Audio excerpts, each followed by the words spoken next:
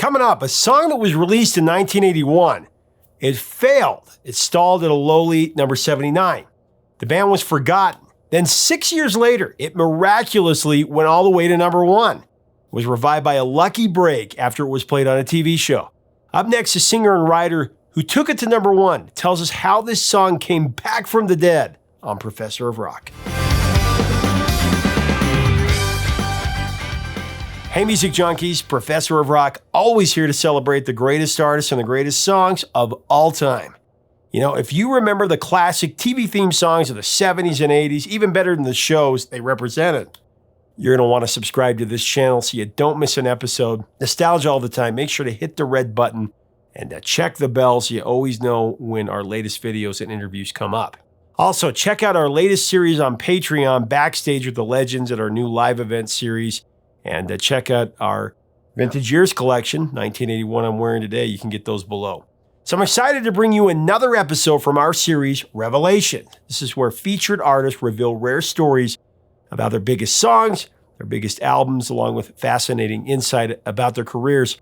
Now, in this installment of Revelations, we're going to relive an absolute Billboard chart miracle, as a song that stiffed on the charts at number 79 in 1981 made an unlikely comeback in 85 and 86 when they first used the song in several episodes of Family Ties.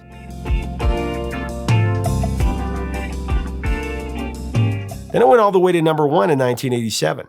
Billy Vera and the Beaters had a long trip to number 1 with their heart-wrenching love song, At This Moment. Such a great vocal on it. I would give at this moment. This song isn't Ball of Lightning. I don't know what is, except technically they weren't a one-hit wonder. Billy Vera started out in the industry very young. His parents were both in show business, with his father a celebrated radio and television announcer, and his mother was actually a member of the Ray Charles Singers, backing up Perry Como on a lot of his biggest hits. Billy began in 1962 as a member of the band called The Resolutions. January 1st, 1960. He also wrote for everybody from Ricky Nelson and Fats Domino to the Shirelles and Dolly Parton.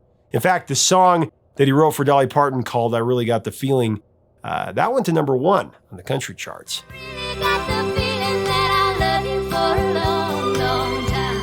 Now, he formed the Beaters with friend Chuck Fiore, and they released the album Billy and the Beaters in 81. Their first single, I Can Take Care of Myself, that just made the top 40 at number 39. I can take care of myself. My friends all say out. And they were very excited for the prospects of their next song, At This Moment. I would do at this moment. Like I said, it broke down after entering the top 100, failing to go further than 79. These songs were actually recorded live at the Roxy. That was the album, and that was the version that went to number 1, the version you hear all the time. See, it's pretty amazing. I'll let Billy tell the rest of it, because this song became one of the biggest hits in 1987. It's covered by so many different artists, we still hear it today. This episode is sponsored by Zenny Eyewear, the brand of glasses that I jam daily. If you need a pair of glasses or sunglasses with summer coming, Zenny is really the only choice. You create your look, you put in your prescription, and you pay less than a vinyl record to have them right at your door. You'll be amazed, really. Check it out today at Zenny.com. Here's Billy Vera with the story. Let's get into At This Moment. What did you think? It went to number 79, and then, of course, went to number 1, and it hit every chart. That was what was great about that song. Is it was a crossover. I mean, it hit the country charts because it had that great, like you said, the pedal steel sound in it.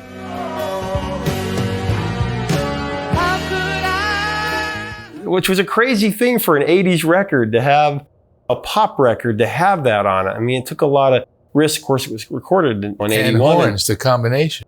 Exactly. Well, you know, the reason I did that is I'd been listening to a lot of Bob Wills at the time. Why you don't stay a little longer? And I liked how he combined the steel with horns.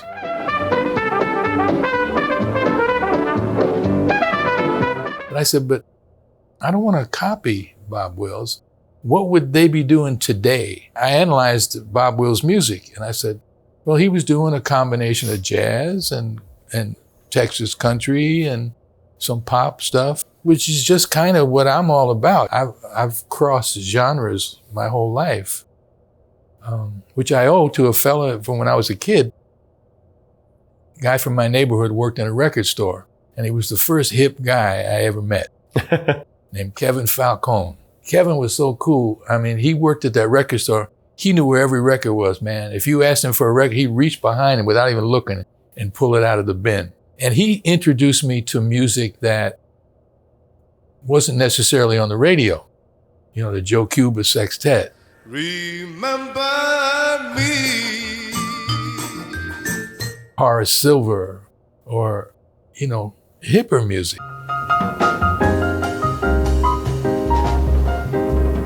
So I would incorporate that into my rock and roll. I don't need nobody's advice.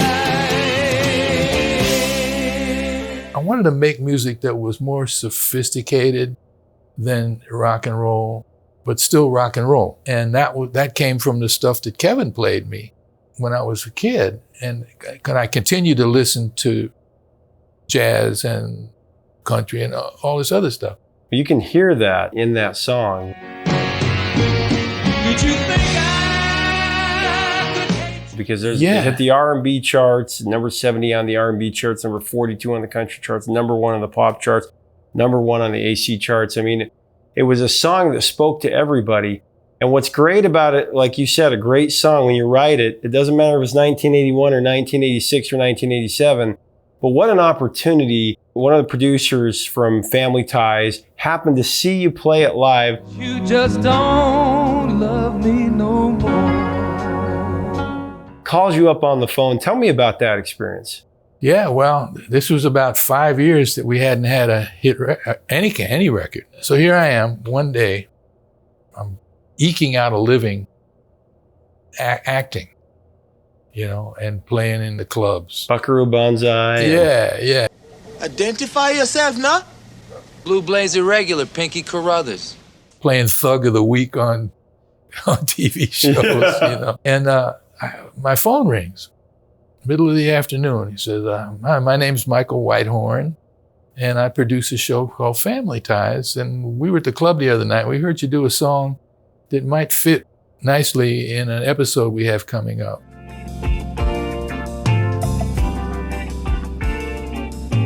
We figured out what it was. It was At This Moment. So I said, well, yeah, call Warner Brothers and license the song from them. He said, yeah, okay, we'll do that. So then he calls me back. He says, you know, we can't use your version because it's live. You know, it's the middle of a love scene, and you can't have somebody yelling out, "Hey, sing it, Billy," you know, in the middle of while right. Michael J. Fox is kissing the girl. If I So they said, we'll pay for you to come in and record bits and pieces of it so that we can just edit that in to the, great, we did that. Now, I had songs in other TV shows before, and, you know, you make a few $100 and it's nice, the end. But this time I got a bag of mail. And I said, wow, people responded to this song. And they always have. You know, we won the gold prize at the Tokyo Music Festival in '81 with that song. So I knew it had something. So I said, let me see if I can get somebody interested and let me re-record it.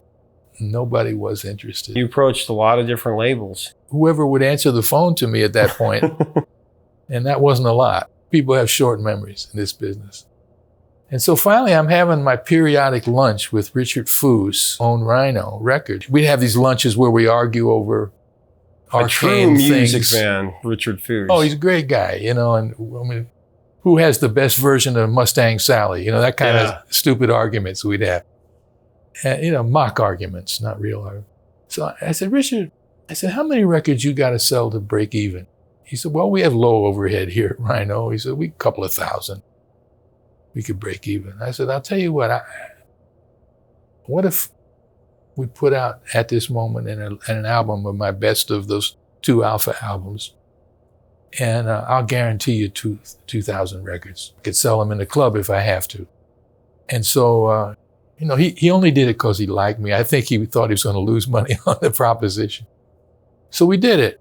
And by the time we got the album out, This is it. there it is.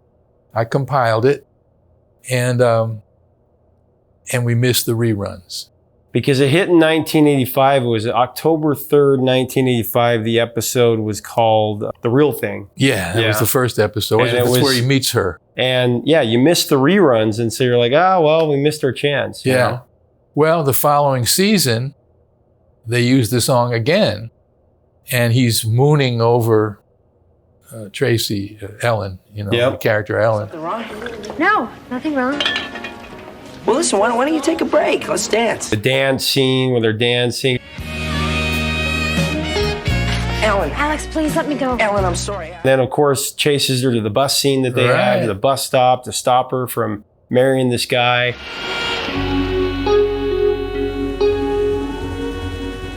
She's waiting for him to tell him how he feels, and he keeps saying, and then... You forgot your Newsweek. It was the 80s TV moment for my generation. I'm crazy about you. I'd give anything to be with you. I can't live without you. Okay? We remember that, and we wanted that song. We wanted to know what that song was. I'm faced with the knowledge that you just don't. Oh man, well this time NBC, they told Rhino, they said, we got more calls than any time in the history of the switchboards are lighting network. up. Yeah. He said, we've never had that many calls. This time they were ready. They had the name of the singer, the name of the song, and now people are starting to call radio stations. And Rhino wasn't in the business of contemporary records, so they didn't know bupkis about payola.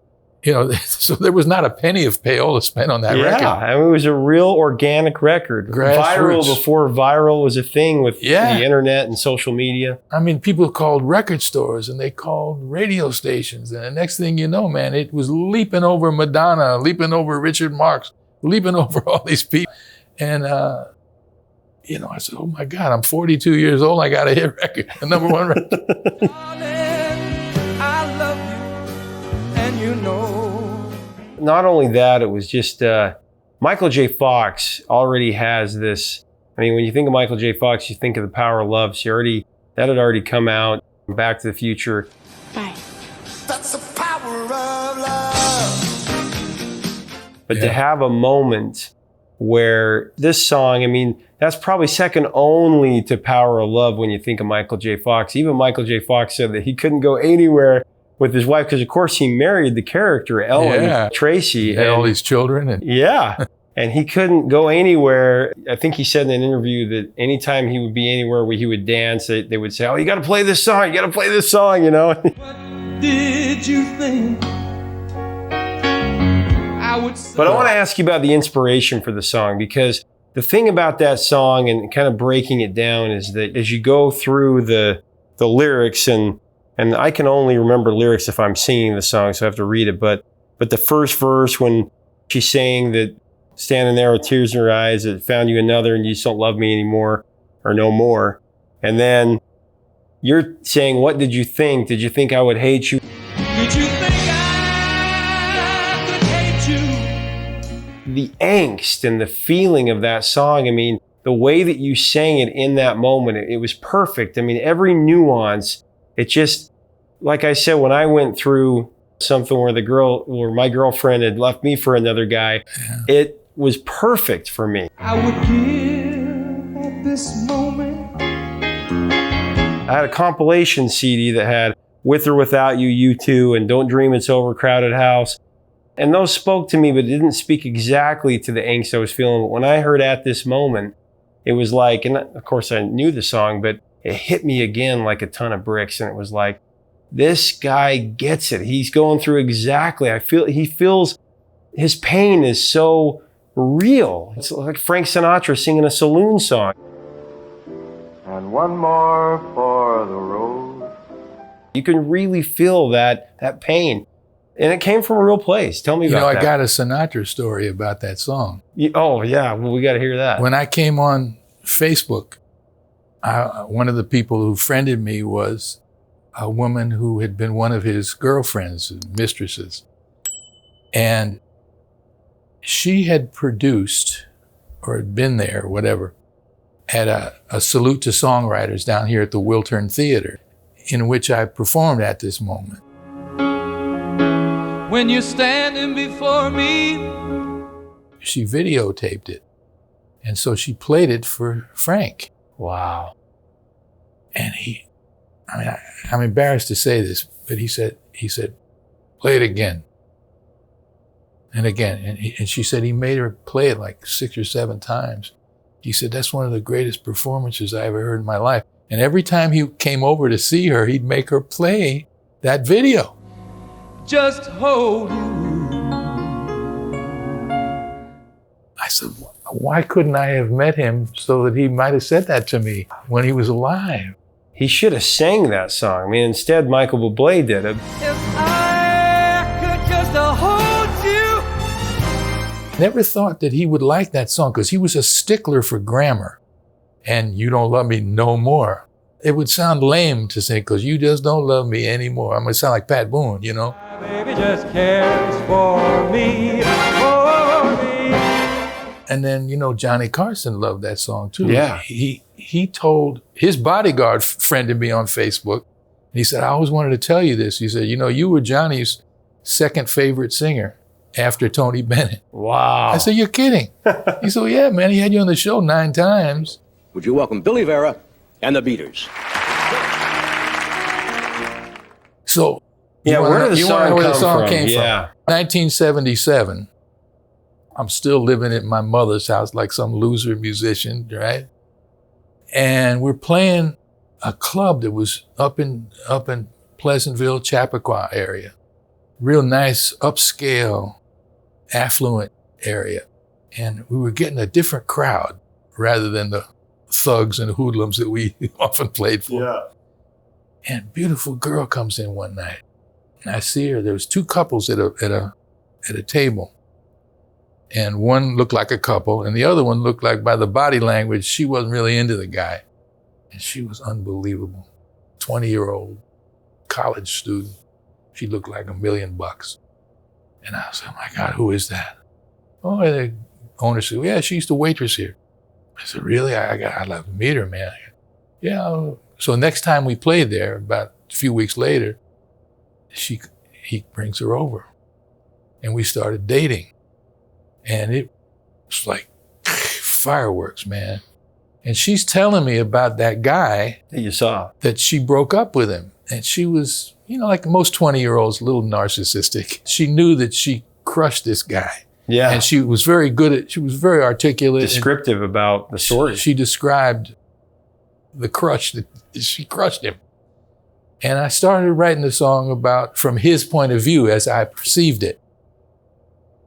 So I'd say the first 2/3 of the song is me being him. Putting yourself in his shoes. Yeah. But I couldn't finish it, you know? And Didn't know how to end it. Yeah. And usually when that happens, I trash the song. Thank God I didn't. I put it in my mother's piano bench. And then a year later when she broke up with me, and it was the worst breakup I ever had. I mean, it really took the wind out of my sails. And that's when I came up with that.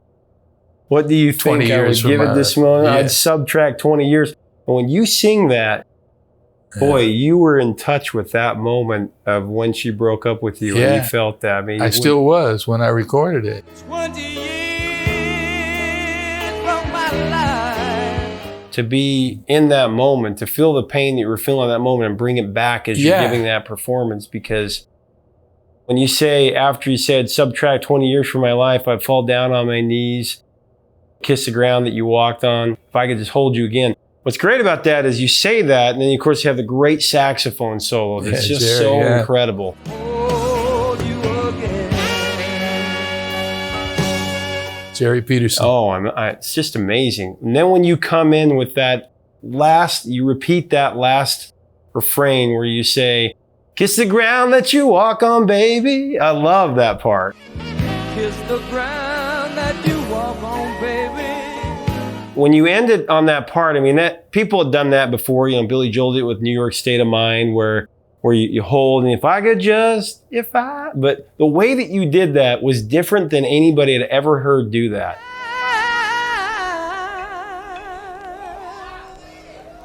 when you hit the high part.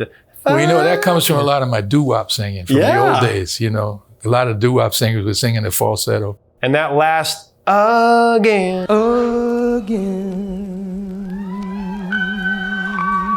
And then when the music follows it, the pedal steel, it just brings together just the perfect pop song.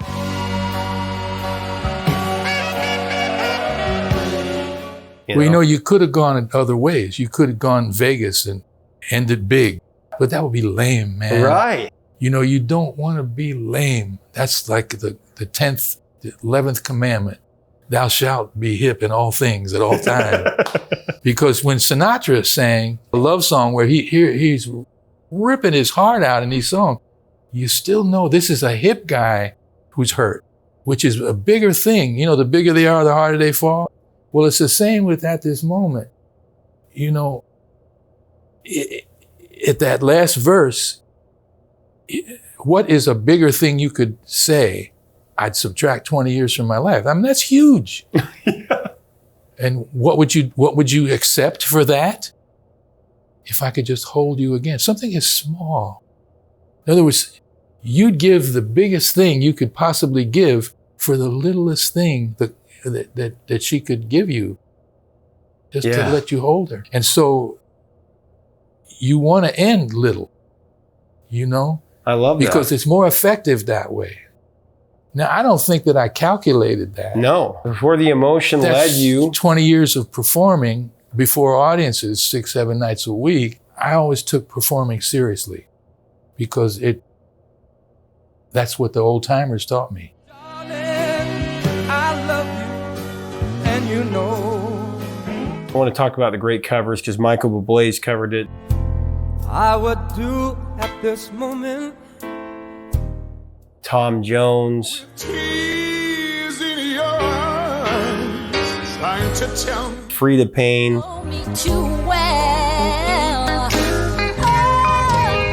Wayne Newton. You just don't love me.